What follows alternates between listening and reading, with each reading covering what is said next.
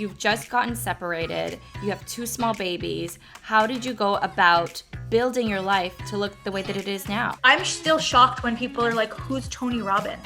That's actually a really important piece that a lot of people don't think about at all until they're like, they need to do their taxes, and then all of a sudden it's reality hits. The vision and this ambition that I had was to be financially independent.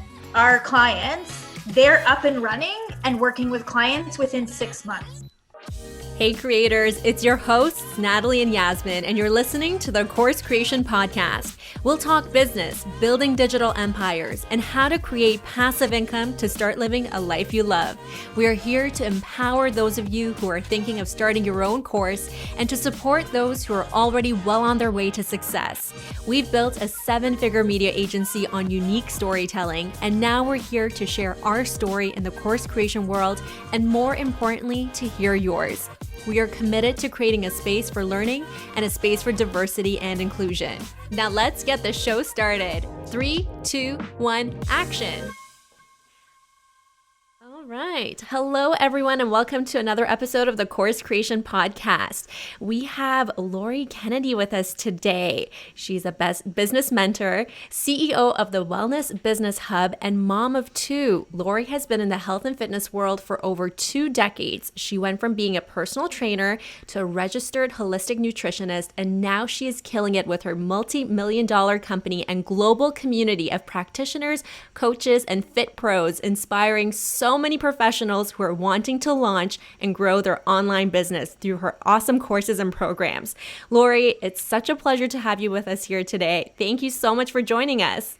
Thank you for having me. Lori, it's so exciting to have you. We're big fans. I've been listening to your podcast for some time now. That was a bang-on intro. Can you tell us a little bit about you in your own words, what you're up to and what you're all about? Yeah, absolutely. So first and foremost, I would say I'm a mom. My kids at the time of recording this are 11, almost 12, which blows my mind, and 9. And, you know, I think the most important thing is that in May of 2011, I had these 2 like very small humans, and I was separated, and I realized like, okay, this is sort of up to me. And the vision and this ambition that I had was to be financially independent. And at the time, my nutrition business was doing well, but I wasn't in charge of my own time, because when you're in the service industry, regardless if it's in health or, you know, marketing or real estate, or it doesn't even matter. When you're in a service, providing a service, your time is tied to your clients. And so if you want to be successful, you need to be available when they're available, which usually means after work hours and on weekends. That wasn't going to work for me, given that I had these 2 small babies and I was a single mom. And so really the goal was to become free. The goal was to somehow figure out a way, and I didn't know how to do that at all. I was a nutritionist. I had a clinical practice. I didn't know how to do that. So there was this big gap between what I really wanted for my life and me knowing how to achieve it. And so since 2011, which, you know, we're recording, it's 2020, almost like the halfway mark of 2020, I have been very intentionally creating the business to support the kind of life that I want to have. I love that. Creating a business to support the kind of life that you want to have. And I feel like that's a dream for so many people. And I can definitely relate to everything that you just shared. I also have a small daughter. I have a little toddler, 2-year-old. And I know that, you know, as somebody who is a founder and started their own business 10 years ago, I remember the beginning of that. We were hustling 24/7. It was like, if what your life looks like as a mother was no way going to fit into that model back when we started our business. And I really want to talk about how you transitioned out of that. So really take us to the beginning. You know, you've just gotten separated. You have 2 small babies. How did you go about building your life to look the way that it is now? Yeah. So at the time, and remember, like this was May of 2011. So this was 9 years ago. Um, Online marketing wasn't then what it is now. It was there. It was the very sort of, I would say, I have friends who started sort of in 2007, 2008, and they're like the senior members of like online marketing world. But even then, it was 2011, and I remember I had a nutrition practice, and it was good. It was growing. We were in multiple locations. Um, I had people asking me if they could license it or buy the content. So it was growing organically. And I think one of the biggest things that I did, and I didn't realize that I was doing it, was I was listening to the demand. And because I already had something, I was able to listen to the demand and sort of go with the flow of it. It happened very organically.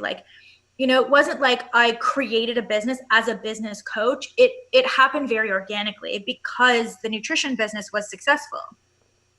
And so if you have already a job, or you are successful in something, if you're listening to this, and people are wondering, like, how are you doing what you're doing?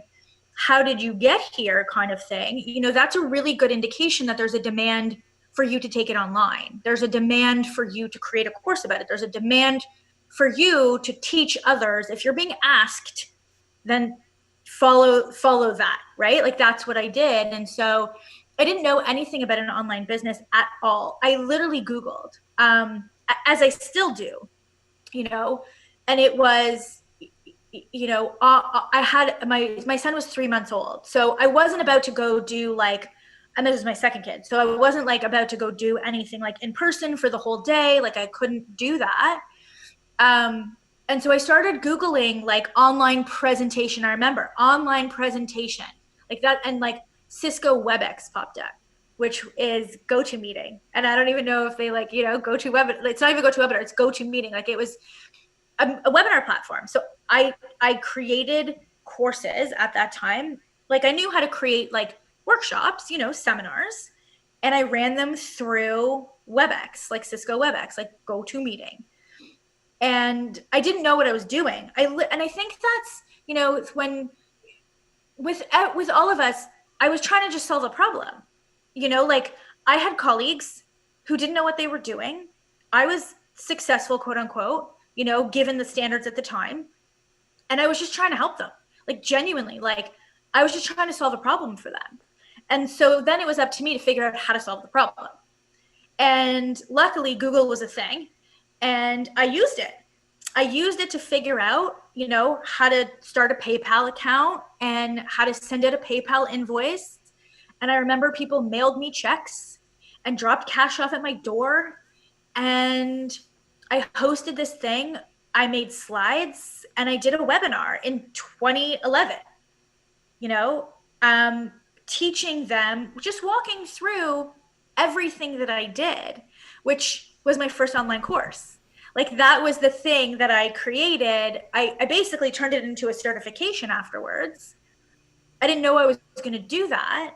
But again, people just started asking me, can you make this more in depth? Can you talk to me about this? Can you talk to me about that? Can you provide me with handouts? Can I buy yours? What are you using? Can I buy yours?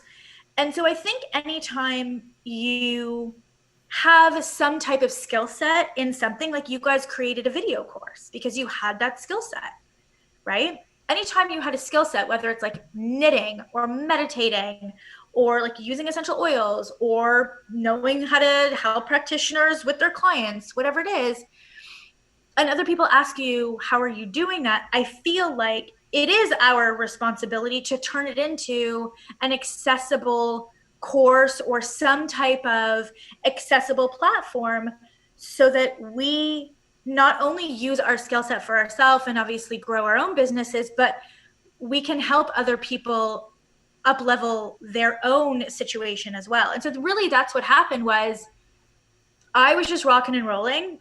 What I was doing was working. And then I had people ask, so I figured out how to do it. And within that time period, I remember finding who turned out to be my first mentor. he was running an event called the Fitness Business Summit, which he no longer runs. And it was talking about how to become an online fitness professional. And so I was like, oh, this is the closest thing. I was a nutritionist. Okay, cool. So I started like consuming his content and watching his videos and like doing all of that. And I went to the event and it opened my eyes completely to what was possible. And I think that, you know, and this might be off tangent, but this is something that I try to do. And one of my favorite phrases is you can't model what you don't see. And especially for women, we're so scared to like show our success because we don't want it to appear like we're boisterous and like ego and all of that. Had he not shown me what's possible, I don't know that I would be here, because it completely opened my eyes to how, like I was missing the how piece, right? So he showed me the lifestyle, and then he was like, and I can teach you how to get there, which was great. And so that's what I did. And I've been doing it ever since. That's so incredible. It's so amazing how you organically, I mean, timing was everything, but it's also your drive and your passion that really was behind the driving force to get you to where you are. So that hands down, it's like having the right mindset to take action is a whole other beast. And at the same time, timing worked out really, really well, because I feel like that was sort of the beginning, as you mentioned, of people getting online, doing things differently. And now a lot of people, first of all, we're going to get into talking about like the niche and the market and finding out your target demographic. But a lot of people now are hesitant to start something new because they're like, oh my gosh, the market is so saturated. And that's, you know, the analysis paralysis of like, is this something that I should pursue? So what would you tell our listeners who are in that stage right now? So two things. One, go to a Costco, go to a Walmart, go to a Great Wolf Lodge, and go to an all-inclusive and ask them if they know what a health coach is, or what an online course is, or what an online program is. And I bet you the majority of the people will say no. And so the reason I say that is because our online world is curated by algorithms. And so we see, based on our own search preferences, saturation. But that's, if you step off the internet and go into the world, which I don't do very often because I'm like a heavy duty introvert. However, if you go into the world and you have conversations with people, they don't know, like I'm still shocked when people are like, who's Tony Robbins? You know? That's true. Like, I'm shocked. I'm like, for real? Where are you living? Like, but they're like, no, who's Tony Robbins? Who's Marie Forleo? Who's Amy Porterfield? Who are these people? I'm like, right? So it's like, step off the internet for a minute and go into the world, and you will see that it's actually not saturated at all. You know, are there a lot of people doing this? Yes. Just like there are a lot of sushi restaurants, just like there are a lot of, you know, Mexican restaurants, right? But that's not going to stop you from opening another Mexican restaurant because you think your food is better than everybody's. Well, you should have the same attitude with your online business, right? There's no shortage of Japanese or pizza or whatever, but there's always a twist on it, right? It's Mexican with a twist. It's sushi with a twist. It's pizza with a twist, whatever. You know, maybe it's like they add a different ingredient to the dough, or I don't know. I don't cook. But, right? It's the same thing with your online business. You know, there's dozens upon dozens of people teaching video editing, right? And how to get started online with a course, right? For sure. So what sets me apart isn't so much the theoretical knowledge that I have. It's me, and it's sort of what makes me different and what makes the program different, because it's just like, you know, how many versions of a cupcake recipe are there? Thousands, hundreds of thousands, I'm sure, right? And it's funny because people are like, hey, do you have a good recipe for a cupcake? I'm like, are you serious? Just go and Google it. They're like, no, what do you use? Like, I want to know what you use, right? So it's the same type of thing. It's like, are there people already doing what you're doing? Yes. And by the way, that's a really good thing, because at this point, if you had an idea where 0 people already created it, I would be like, oh, either Elon Musk or Jeff Bezos or Mark Zuckerberg, which could be possible. You could be a unicorn, or there's no market for it. Right? So I always tell people, I'm like, it's a good thing that there's a market. It means there's a demand. If you come to me with a unique idea where you're like, I want to do this thing, and I was like, we Google it and there's 0 search results, which I don't even know if that's a thing, but let's just pretend that there's like a very minimal search results. There's no books about it on Amazon. Like, we do all of the sort of validation research that I teach, and there's nothing. I'd be like, please don't do that. You don't be the one, like, if you want to, go for it, but you're going to need a lot of money and a lot of time and a lot of patience to fund that idea. But it's good that there are people already doing what you want to do, because they've already done the legwork for you. You just have to come in and be unique and be different and care. Right? I feel like you're really like shifting the mindset of entrepreneurship on its head, because growing up, you know, I was always told business entrepreneurship are people who are unique and come up with unique ideas that no one has ever come up with. You know, like every time I'd have an idea, they'd be like, that's already been done. Somebody already did that. Like, why would you go into that? Somebody's already doing that. But I love what you're saying, because it really inspires me to believe that we live in a world, you know, where everything's been done, and that's a good thing. Yeah, I don't remember where I heard this, but I heard like there's no new ideas. Like, if you truly have a new idea, you know, then okay, maybe you're a unicorn. Like, it's totally possible, right? Like, think of Uber, think of, you know, like, these are new ideas, but they're not common, you know. And if you are, you know, an Uber or an Airbnb and you want to disrupt an entire market, absolutely.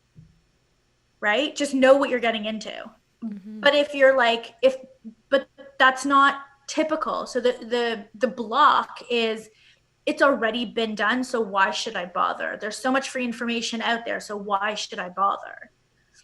And yes, you know, I agree with you. Like, entrepreneurs should be unique, but that doesn't mean that the idea has to be unique. It means that you as a person or your company, the values, the way that you market, the way that you brand has to be fresh. It has to be unique. There has to be some hook to it. There has to be something there that people are like, wow, this is amazing. You know, Is like, it enough to say it's unique. The subject matter doesn't necessarily need to be unique, but the concept of it should be, you know? Is it enough to say that what makes it unique is the person, is me? Is that enough? Or are you saying that it has to be more than just you and your personality and the fact that you care? I think that the company, whether you are representative as a personal brand or it's a company independent of like the star of the show type person, has to be unique. Or maybe not unique, but it has to have something special, right? So what is going to make you different than the 17 other people doing the exact thing? Maybe it is your personality.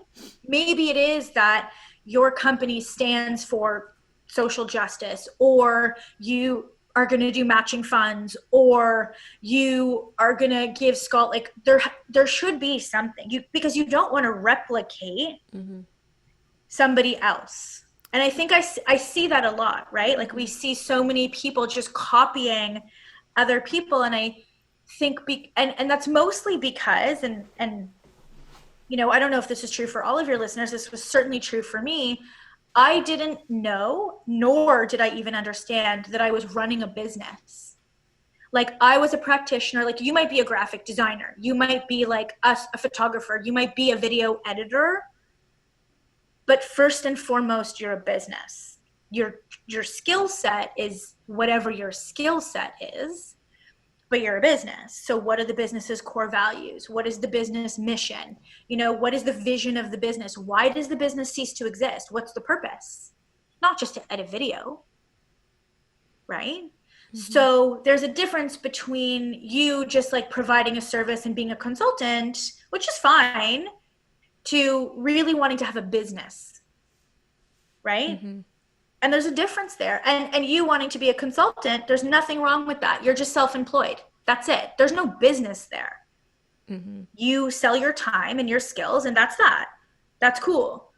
But if you want to have a business that has multiple clients, that is scalable, that has a measurable impact in the world for some reason, these are the things that no one is being like, hey, you might want to think about this. You might want to think about the purpose and the vision and the mission and the impact and, you know, why you're doing this and what sort of, you know, stamp you want to leave on the world, and how do you want people to talk about you, and how do you want people to think about you, and, you know, keeping these things into consideration is very different than you being a one-person show and just, you know, selling a service. It's very different, which is fine. Both are fine. You just have to decide which one you want.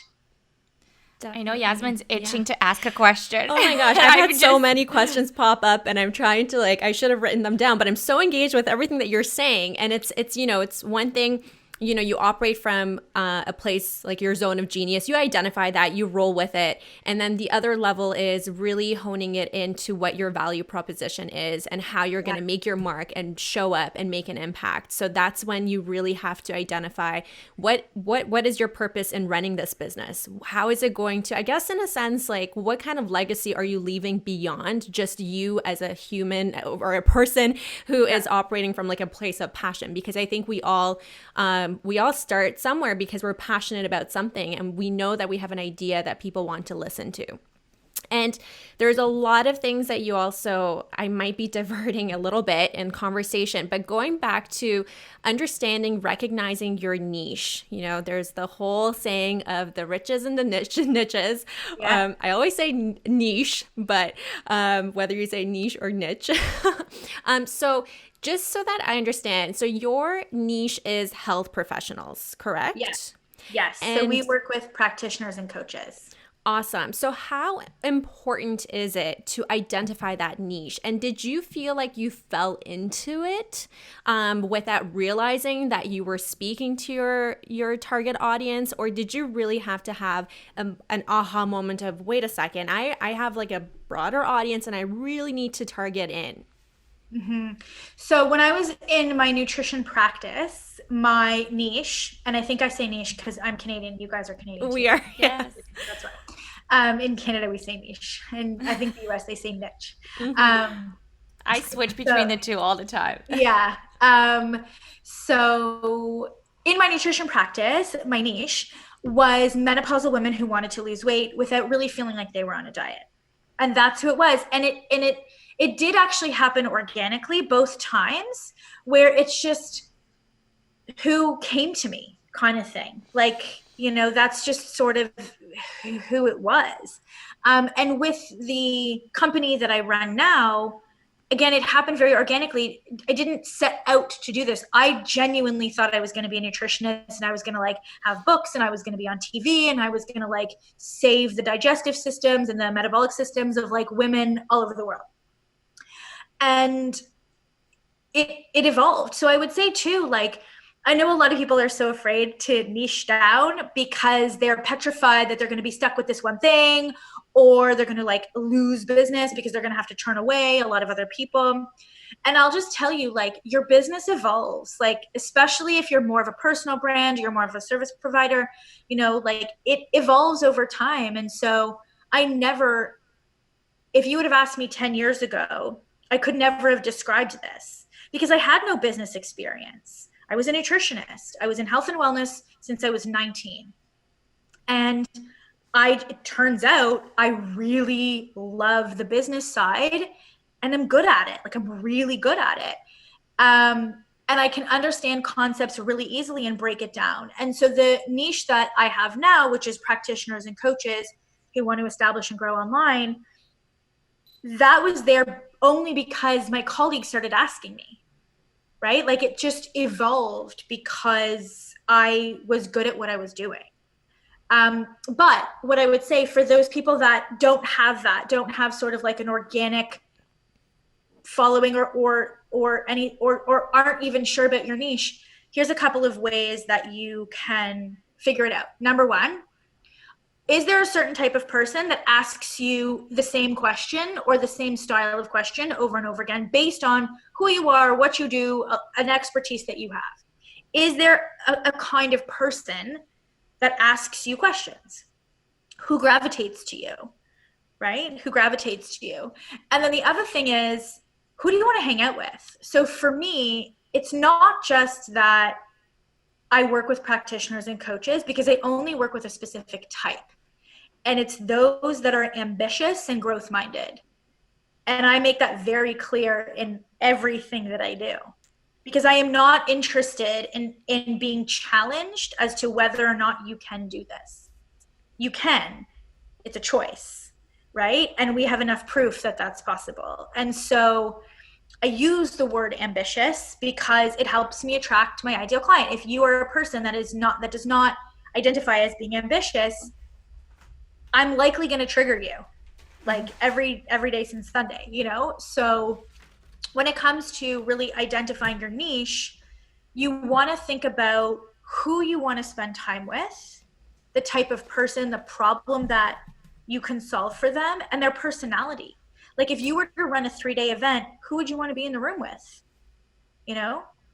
And that really matters. And, you know, when you think about businesses, every business has a type of niche, even Apple, for example, right? And you can sort of, if you pay close enough attention, you can see the defining characteristics through their branding, through their marketing, through the products that they create, the type of person that they're trying to attract. How important is it to like really get super specific with the niche? Because all of the questions that you just asked, I felt in my head like I could answer for myself for who our target demographic is. But then I still feel like, is that still too wide? Like, how important is it to get really specific? Like, if I had to do an avatar of my actual person, when I right now look at our avatar, I'm like, that person is still very fluid. Like, that person can still be a lot of people, and I can get specific with what I'm trying to say. Like, for example, for Video Editing 101, initially when we were creating our avatar, it was like anyone who wants to learn to edit, like anyone, right? Okay, that's very wide. Then we're like, okay, what about the course creation world? Anybody in the course creation world who's going out there, putting themselves out there, wants to learn how to do videos, this is a great way to hone in on that person. Do we need to get even deeper? Like, should we go for male, women, like, you know, like, sorry, age, all of that? Yeah. So I think there's a difference when we look at the demographics of your ideal client versus what we call symptoms. So sometimes the demographics matter, and that really depends on you. And sometimes it doesn't.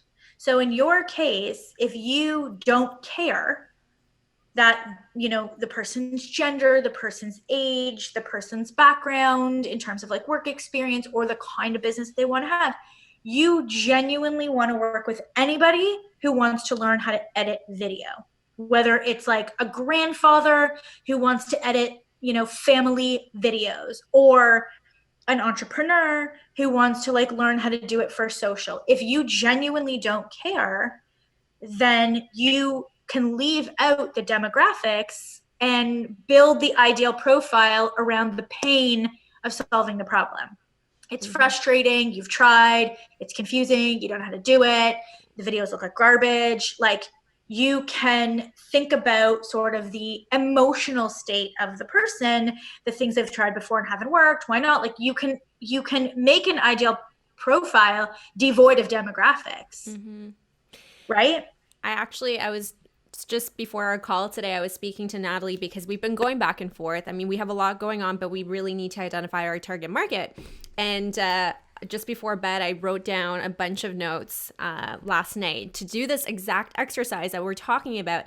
And the one thing that I did not put down is age or sex or, you know, gender or anything like that, because like ideally it's anyone who has a particular sort of mindset, who has a particular sort of attitude. So I have, you know, someone who has an entrepreneurial spirit, someone who's a go-getter. So I feel like those things that you said about, you know, you want to work with a specific type of person and you are very clear. So it's like someone who is willing to try, take chances, not give up, be patient, like all of those characteristics. But I think it's such a good exercise to go through, and it's so nice to know that we don't need to identify like all the specific demographic specs, so to speak. But it's nice to understand sort of their habits, their lifestyle, who this person could be, their pain points. Yeah. And I think that can go either way. So that's by choice, right? So you now on the flip side, if you were like, no, I really want to build a community of young, like millennial, you know, go-getters who are like just starting, who want to become like influencers and like need video skills, then you would describe the demographics. You know, we have clients in my company who go both ways, right? If somebody has IBS, for example, which is like a digestive system issue, right? Sometimes the practitioner cares if they're a mom or over 50, and sometimes they don't, right? So you could go after people who are service providers who need to learn, you know, video skills.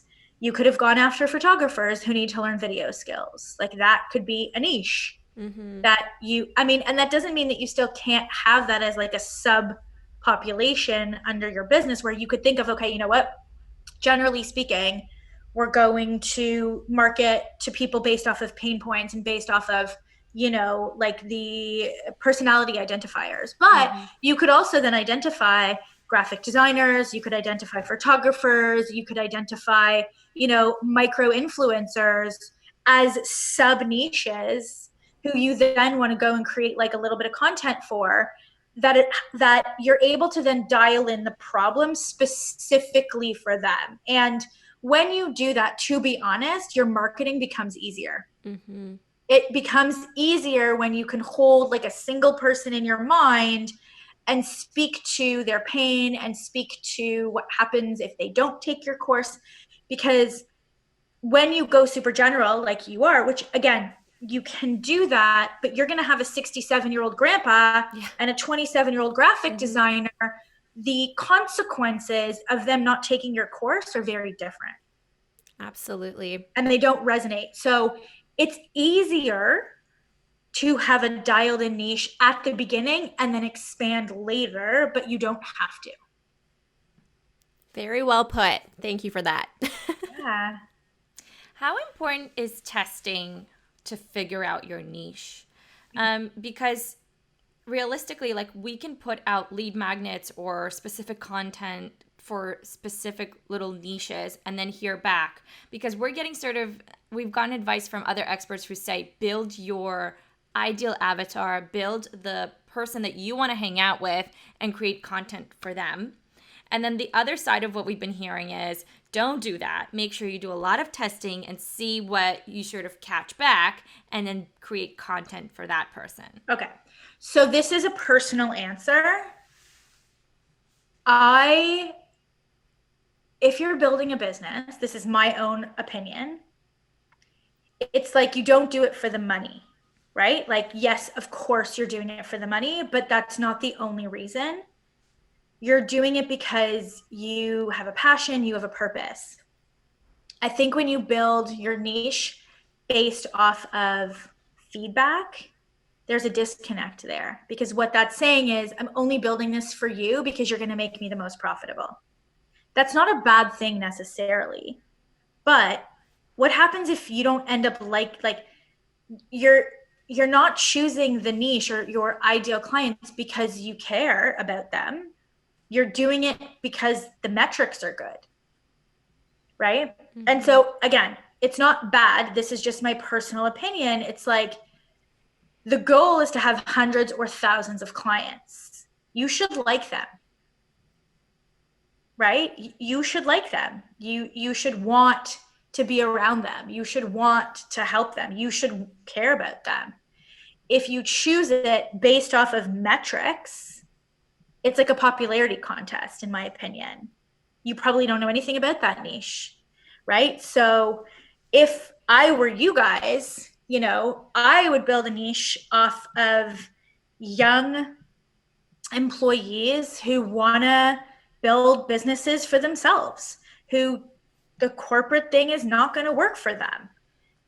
That's, mostly female, like that's the niche I would work off of. Somebody who's done like, maybe marketing or advertising or accounting or human relations, like someone who went to school for it, right? Who went to school and has a skill set that they're working in an office and they hate it and they want to have a family, or they're have a little one at home and they're just feeling like this can't be the rest of my life, and they see Instagrammers and they see this and they see that and they're like, how do I get that? Absolutely. And that Right? resonates so much because that's us in a nutshell. That's Yeah. exactly who Right. we are. So we would be essentially talking to others who can 100% relate to us, and vice versa, we can relate to them. So it's easy to share our story. It's easy to relate to their stories. There's just a lot of identifying factors there. Yeah. And I think when you have, sorry, just let me say this one thought.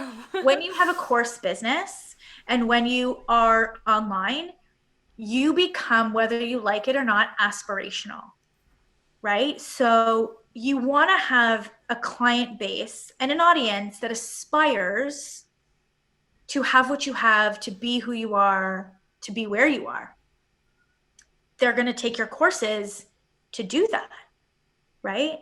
So we have a serious responsibility to walk our talk, knowing that people are following us in aspiration to have what we have, right? And it's important and it's a big responsibility, which means you wake up every day and go to work because you don't want to let your audience down. You don't want to let your people down, right? And that is a big motivator over and above, I have to create a course and I need to make some money.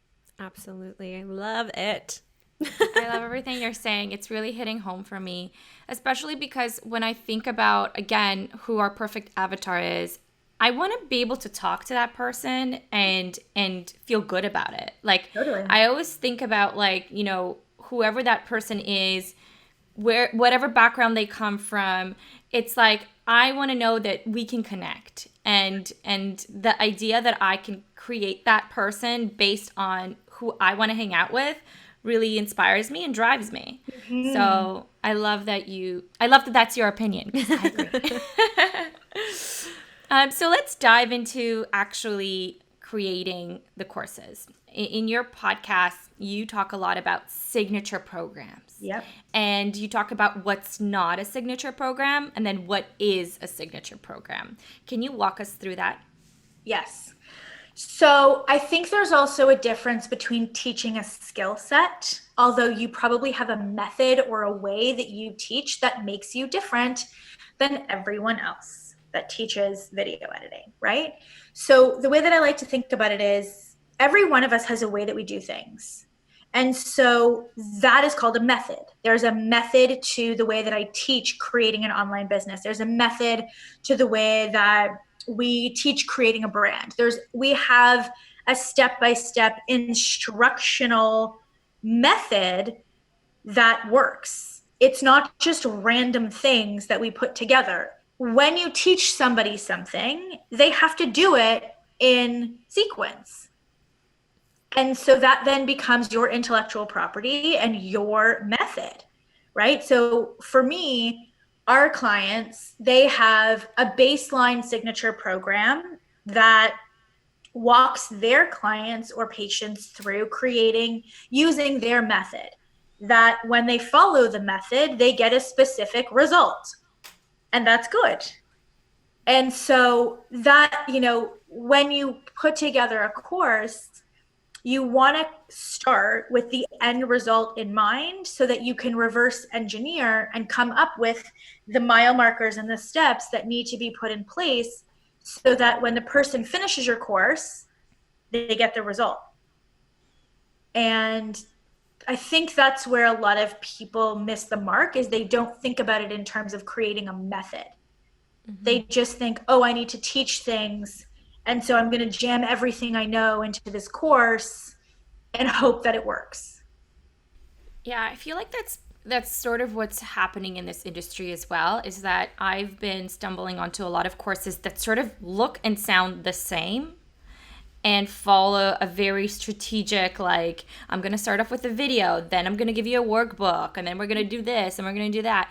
And what's getting lost in that is the actual person, what they're trying to teach. So what I love about what you're saying is that yes, we're all out there sort of like selling the same stuff for sure, but bring your own methodology into it, your own experience. Like, even for us, video editing, what we are teaching is not new. It's been taught for the past 20 years using these very same programs.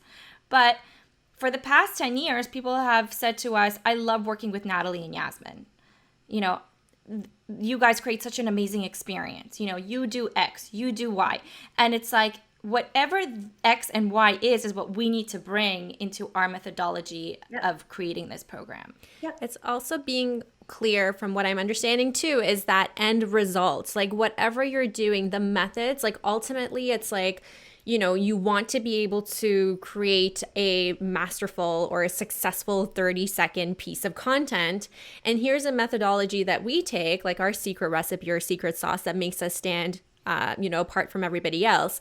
But having that, knowing that whatever we're putting out in the world is going to make an impact at the end of the day. So not just slapping everything together in a course, but having that end result and the methodology add up to that end result. Yes. And that is hard to do when you have no experience, right? So when you've been doing something for yourself and you are now really, really good at whatever it is that you do, it's hard to take a step back and go, okay, how do I do this? Like, right? How do I get this end result? But at the end of the day, that's what they're paying for. It's the result. It's not the PDFs. It's not the coaching calls. It's not the workbook. They don't care about that. That means nothing, right? They're going to choose to work with you because they have a problem. They don't know how to edit video, and they need to solve that problem. And so by the end of your course, you're going to give them the skill sets to be able to edit video so that they can look like a baller influencer or whatever it is that they want, right? It's not just edit video.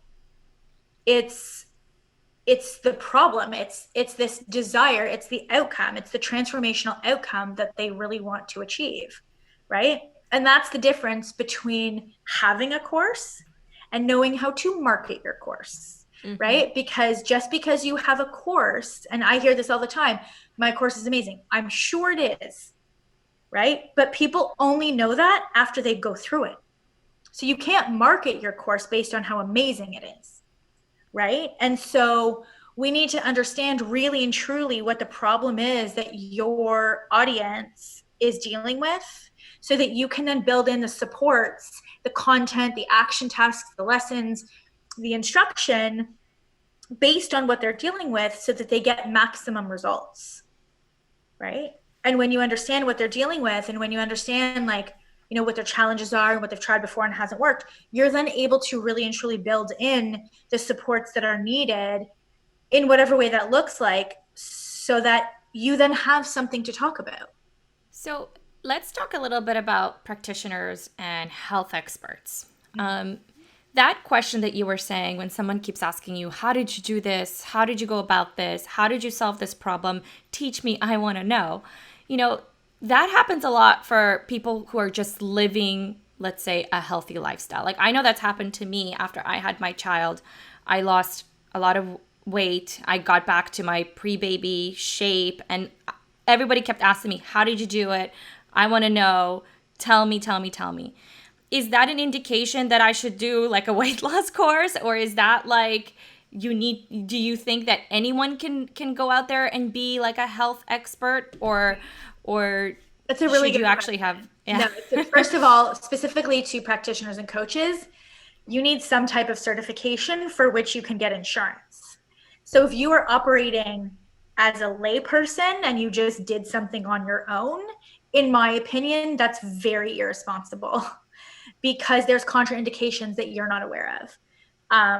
So anyway, we can talk about, the professionalism side of it later. Here's the thing. Just because you can do something and you have a skill, doesn't mean that you are cut out to start your own business. And it doesn't mean that you should.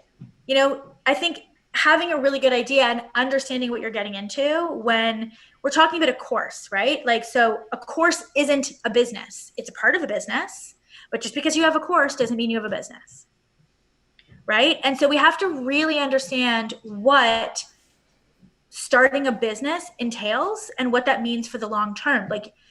If you don't want to have expertise in weight loss, dealing with postnatal weight loss and build a community and go through the motions of growing a business, then just tell them what you did and call it a day. Give them the books, share your stuff, and call it a day, right? You don't have to start a business around it, because starting and growing a business is not for the faint of heart. And so if you're thinking I'm being asked all the time, I can make a few bucks off this, maybe, but then your circle of friends will stop asking because you've already answered. And then now you're like, oh, no one's interested anymore. Guess what? Now you have to market it. And that's a whole nother situation, right? So just because you have interest or you have a skill set, doesn't mean that you need to monetize it. You can, but I would go into it with eyes wide open. I would ask people what it's like for the first 5 to 7 years of running a business and getting it to a place where you can actually step away. It took me, honestly, it probably took me, and again, I could have done this a little bit faster, but whatever, hindsight. I went full-time in my online business in 2014, because from 2012 to 2014, I was still doing my full-time nutrition practice and I was growing my online business. So from, let's say 2015 until now, so 5 years. So it's taken me 5 years to be able to, if I wanted to at this point in time, I could probably bail for a month or longer, depending on how in advance I set it up, and not have any contact, and no one notice, and B, the company still grow. 5 years, right? Mm-hmm. So is that how long you would say it takes your average student? 5 years as well? Or have you seen in your experience people turn around faster? Because I already made the mistakes, right? So our students, our clients, they're up and running and working with clients within 6 months. We have clients who hit the 6-figure mark within 2 years and have 2 or 3 people on their team. Wow. Because I'm saying, don't do what I did. Mm-hmm. But they can't walk away because they don't have a sales team, right? So what I'm saying is, not only can I walk because I have support from content and this and that, my business will make sales and I will have nothing to do with it. I'm not talking an evergreen webinar here. I'm literally saying I don't have to do anything at this point, right? And we will do multiple 6 figures in sales in a month. And I don't have to have any input or show up or do anything. That took 5 years, right? Which isn't a really, I don't think that's a long time, right? So it's just know what you're getting into. Yeah, you could know, sure, you just tell them what you wanted to do. But if that's not your calling, if you're no, I really want to grow a weight loss company, I don't really want to do that, I'll just tell you, cool. You don't start a business to make a few quick bucks, because that's not how it works at all. It takes a lot of work. It takes a lot of work, and you really have to want to do it for the right reasons, which is, yes, financial independence for sure, but not having unrealistic expectations about it. If we're talking financial independence, that's way more than your business making 6 figures a year. If your business makes 6 figures a year, that's $8,333.33 a month. You don't get to pocket. Quick math. Yeah. You know, like I said once, you know, naturopaths who have a 6-figure practice are broke, right? Most people who have a 6-figure business are broke because the business costs money. 100%. You can pay yourself a little bit, but it's really not until the business is starting to generate, I would say, like between 300,000 and 500,000 that you're able to pay yourself, you know, $5,000 a month, which still, like, we know you're a single exactly income what you're earner, like, talking about. We've know? been through all the different stages, and Yeah. absolutely, there is overhead. There is a lot of business expenses about that it. people, and you have to, that's actually a really important piece that a lot of people don't think about at all until they're like, they need to do their taxes, and then all of a sudden it's reality hits of what does the financials looks like. So Yeah. that's a huge, really, really important point. Yeah.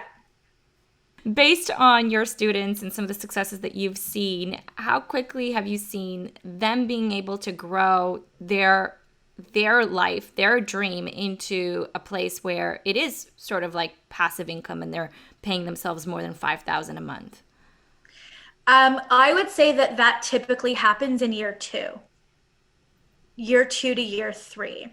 And, you know, I think that, you know, what you said, you know, that they can know that it still is possible. Of course it is. Go look on the internet. Like, of course it's possible, right? Like, of course, like, go, every business that started is in existence because somebody started it and somebody grew it, right? So of course it's possible. I just think now with this whole social media and like this quick 6 figures, you know, I know that a lot of people come in and they have unrealistic expectations and it devalues their self-worth as a human being. And so I'd rather you understand that you're likely not going to be able to personally make $100,000 until maybe year 2 or year 3. Because then you go in and you're like, cool, I'm not doing anything wrong. This is how it's supposed to be. Because 100% it's possible, right? That's the average. We see clients doing it in year 2 and year 3, right? Because year 1, you're just like figuring stuff out. Definitely. Yeah. I appreciate how you're giving such a realistic, you know, experience for somebody because listen, year 2 and year 3 is not that bad. Ask somebody who's been in business for 10 years. Yeah. If you had to commit to something for 3 years, you can do that. That's not bad at all. I love that you actually put a number out there because I think that that's a good measurable amount of time. Yeah. That brings me up to the next question of how important is it to have a mentor and how I know you've had a mentor. So we're looking at potentially having somebody to help us. How important is that? It's everything.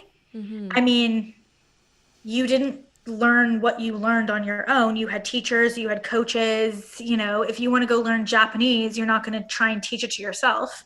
You're going to take a course. You're going to learn from someone else. And so, you know, I think that the reason that I've been so successful so quickly in terms of this has been 5 years is because I paid to accelerate my learning. I decided very early on that I was not going to even attempt to try this on my own because I don't have any business skills. I don't have business knowledge. So how dare I, like the audacity of me to think that I could figure this out on my own is crazy, right? Why would I even want to waste time trying, right? So for me, I know that I wouldn't be here as quickly as I've gotten here in terms of achieving the financial and the time freedom had it not been for investing in mentors, for sure. Is it important for them to be in like your realm of industry? I think that's kind of like what we're struggling with. Like, you know, like video editing 101, very technical, like it's very specific. Like, because okay, that's not your great. business model. That's just the skill set that you have. Your business model is you run an online course business, right? So the skills, like for me, we have practitioners in every designation you can think of. I don't care if you're a nurse. I'm going to teach you the model that you need to use, and you put your knowledge into bucket A, right? So for you guys, it really doesn't matter that the person that you want to work with does or doesn't have video edited. Like they could know nothing about it. It doesn't matter, right? It's just the model that you're after so that they can give you the framework and you can put your stuff in the framework. Amazing. So Lori, I think I couldn't keep count, but I think you have like 8 or 9 courses that you offer, if I'm correct. Somewhere around the 10. I can count them on my hands. It's very, very impressive. What's next for you? And what is your I don't know. Do you have like a favorite program yourself that stands out? So the main program that we offer is called the 10K Success System, which it gets practitioners and coaches established and growing their practice online within 6 months. So they come in with nothing, and 6 months later, they have a fully functioning online business with their signature program. Amazing. And so right now we just focus honestly on that. We have sort of a next level thing in the works, because I just see such a hole in the market that teaches proper business and growth training for entrepreneurs who want to scale past that 6-figure mark and really create a multi-7-figure or a 7-figure business. That how-to isn't really available anywhere. So that's the next thing that we're putting together. It's sort of like the anti-MBA. Amazing. How long do you think it's going to take you to put that course together? Do you have a vision of when it's going to be out in the world? We're going to launch it in the fall. It's going to come out in the fall. We've been working on it for a bit. So there'll be that, and then there will be a higher level mastermind. Very cool. That people can apply to join. I have 2 last questions, and then I promise we can let you go Always on says to that. I always say that, yeah. The first question is, I think, we sort of touched on this, but if you had to give, our listeners a real high-level look at what's possible. Like you said that you went to an actual event and you saw what's possible. So is there any way you can paint that image for us while just on this podcast for our listeners?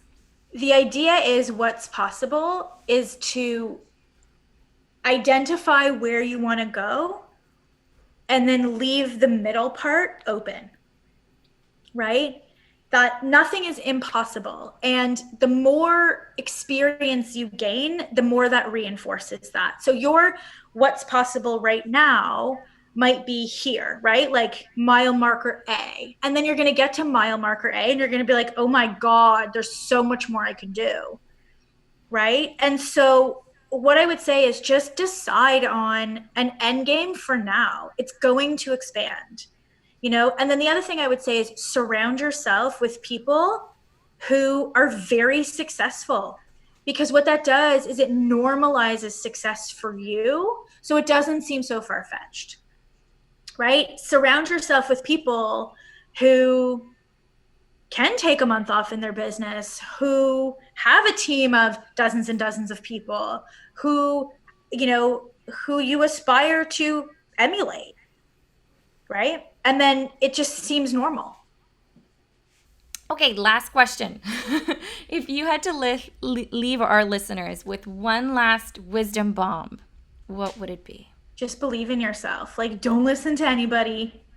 Just believe in yourself and don't be afraid to ask questions. Don't be afraid to say, I don't know things or I'm not good at this. But if you want something, it's your responsibility to create it. No one is going to hand you a bucket of gold. If you want it, you can have it, but you have to create it. Amazing. Thank you so much, Lori. We really appreciate your time. Thank you. That's a wrap on another episode of the Course Creation Podcast. Thank you for tuning in and being a champion of ours. If you enjoyed this episode, please hit subscribe and find us on Apple Podcasts to leave us a review. We really want to hear from you. And we're going to be digging through reviews for our next guest to feature. So if you're interested in being a guest, then you know what to do. Also, join our private Facebook community called the Course Creation Crew to connect with other course creators. And don't forget to follow us on Instagram at coursecreation.com. That is all. We appreciate you all so much and look forward to having you here next time.